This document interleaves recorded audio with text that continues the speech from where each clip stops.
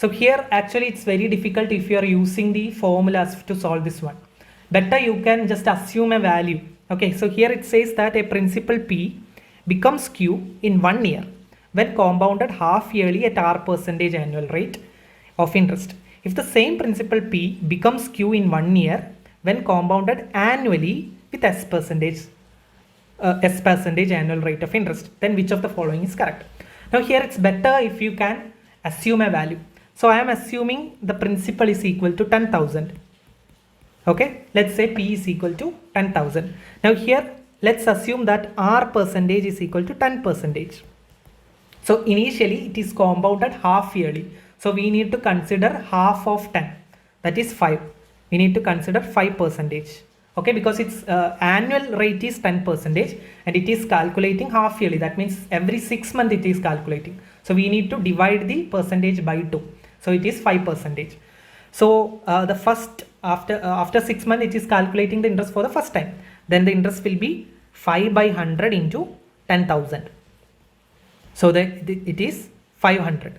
So the amount is becoming 10,500. Because interest is 500, we have principal 10,000, so total is 10,500. Now again after 6 months, again there will be 5 percentage increase. So here now we need to consider this amount as the for calculating the interest. So that is 5 by 100 into 10,500. So 5 into 105 is 525. So it was the amount after 6 months. Now it become this plus 525. So the amount is 11025. So this is Q. So in the first case, after 1 year, Q is 11025.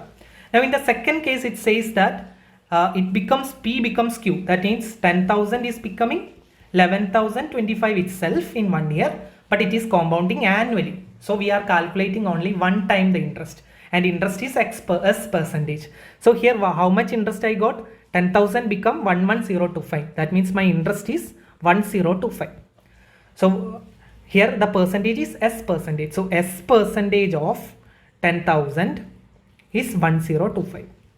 That means S percentage of means S by 100 into 10,000 is 1025. So we can cancel the zeros. So S is equal to, if I am taking 100 here, 1025 by 100, it is becoming 10.25.